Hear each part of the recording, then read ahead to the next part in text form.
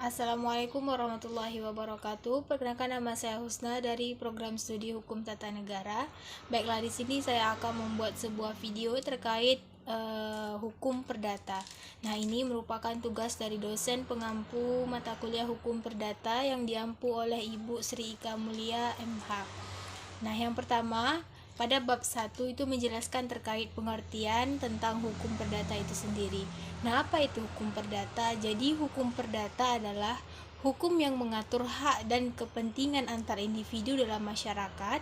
Setiap individu itu pada dasarnya memiliki hak dan kepentingannya sendiri. Nah, namun apabila hak dan kepentingan itu dilanggar oleh individu lain, maka seorang individu yang dilanggar hak dan kepentingannya itu boleh mendapatkan perlindungan hukum, dan dalam hal ini dinamakan dengan hukum perdata. Nah, jadi pembagian hukum perdata. Pembagian hukum perdata itu ada dua. Yang pertama, perdata material dan juga perdata formil. Jadi kalau perdata material ini lebih kepada hal-hal suatu perbuatan yang termasuk ke dalam ranahnya hukum perdata itu apa saja. Nah, di situ akan disertai sanksi terhadap pelanggaran hukum perdata itu sendiri. Nah, yang kedua itu ada hukum perdata formil. Nah, kalau hukum perdata formil itu lebih kepada ranahnya ke dalam acara perdata. Nah, jadi ketika kita mengetahui bahwa ini adalah termasuk ke dalam perbuatan hukum perdata. Nah, jadi cara penyelesaian sengketa terhadap hukum perdata itu maka diselesaikan kepada pengadilan. Nah, ini dinamakan dengan perdata formil. Nah, selanjutnya itu ada sumber hukum perdata. Nah, jadi suatu perbuatan yang dapat dikatakan bahwa itu adalah tindakan perdata. Nah, itu berdasarkan sumber yang ada. Nah, jadi dalam sumber hukum perdata ini itu memuat kepada KUH Perdata. Nah, jadi kitab undang-undang hukum perdata itu adalah sebagai sumber hukum perdata.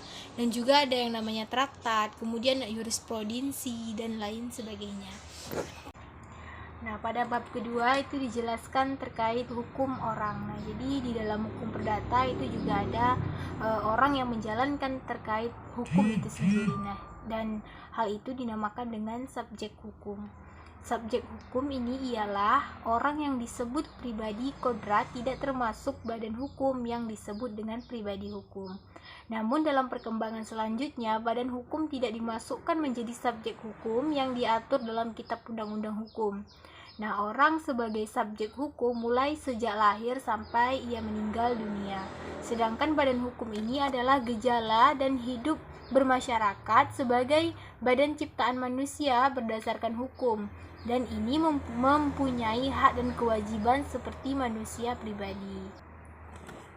Nah, kemudian pada bab ketiga itu dijelaskan tentang hukum perkawinan. Nah, hukum perkawinan ini ialah ikatan lahir batin antara seorang pria dengan seorang wanita sebagai suami dan istri dengan tujuan membentuk keluarga atau rumah tangga yang bahagia dan kekal berdasarkan ketuhanan yang Maha Esa. Perkawinan menurut KUH Perdata merupakan hubungan keperdataan saja, sedangkan perkawinan menurut Undang-Undang Perkawinan merupakan ikatan lahir batin berdasarkan ketuhanan yang Maha Esa. Sejalan dengan itu, pasal 2 ayat 1 Undang-Undang Perkawinan menyatakan bahwa perkawinan adalah sah apabila dilakukan menurut hukum masing-masing agamanya dan kepercayaannya itu.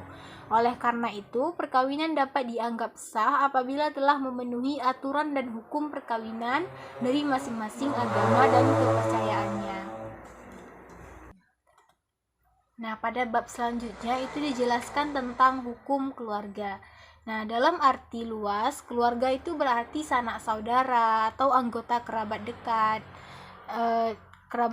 Nah, sedangkan dalam arti sempit, keluarga itu adalah seisi rumah yang terdiri dari anak, istri. Nah, dan adapun hukum keluarga menurut hukum perdata adalah aturan yang mengatur mengenai keluarga, yang mana di dalam keluarga tersebut banyak mengatur masalah perkawinan, hubungan dan hak serta kewajiban suami istri dalam menjalankan suatu rumah tangga, kemudian masalah keturunan, perwalian, dan pengampuan.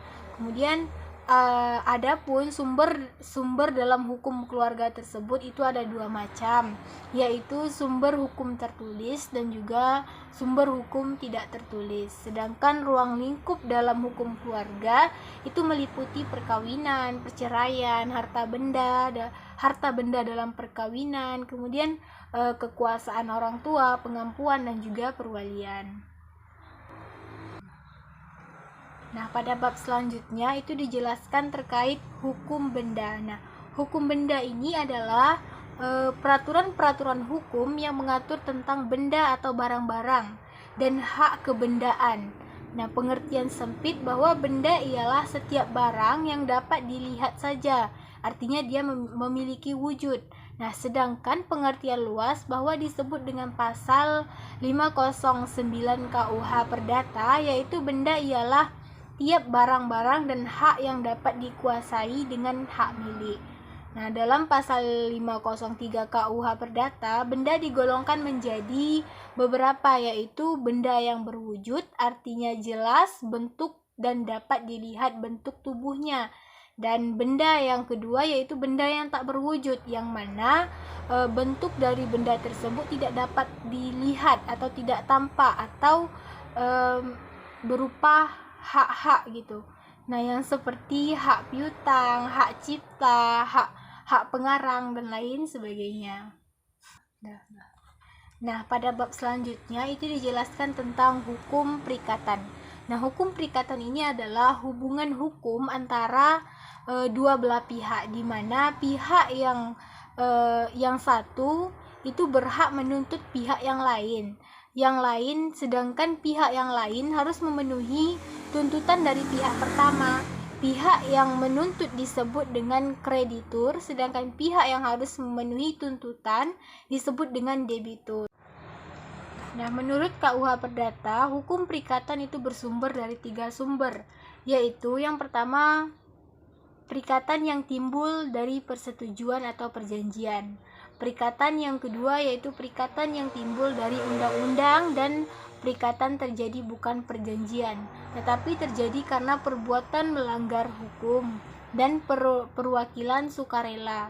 Berdasarkan ketentuan pasal 1320 KUH Perdata, untuk sahnya suatu perjanjian itu diperlukan syarat-syarat sebagai berikut. Yang pertama, itu ada kesepakatan mereka yang mengikat dirinya. Yang kedua, kecakapan untuk membuat suatu perikatan. Yang ketiga, suatu hal tertentu. Yang keempat, suatu sebab yang halal.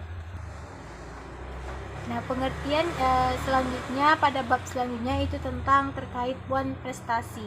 Nah, jadi wan prestasi ini adalah tindakan tidak memenuhi atau lalai melaksanakan kewajiban sebagaimana ditentukan dalam perjanjian awal yang dibuat oleh kreditur dan debitur. Salah satu faktor penyebab wan prestasi ini menurut Satrio yakni karena adanya keadaan memaksa. Sedangkan akibat hukum wan prestasi yakni membayar ganti rugi yang diderita oleh kreditur berdasarkan pasal 1243 KUH Perdata, pembatalan perjanjian berdasarkan pasal 1266 KUH Perdata atau menggunakan pasal 1338 ayat 2, kreditur dapat meminta untuk pembatalan terhadap perjanjian tersebut. Nah, pada bab terakhir terkait hukum perdata ini itu membahas tentang pembuktian. Nah, pembuktian ini merupakan salah satu agenda dalam persidangan di mana para pihak mengajukan alat bukti untuk membuktikan dalilnya dan membantah dalil lawan serta meyakinkan hakim dalam menemukan kebenaran formil. Nah, dalam sengketa perdata yang diputus secara first take yang menerapkan pembuktian, pihak yang mengajukan alat bukti hanya penggugat saja.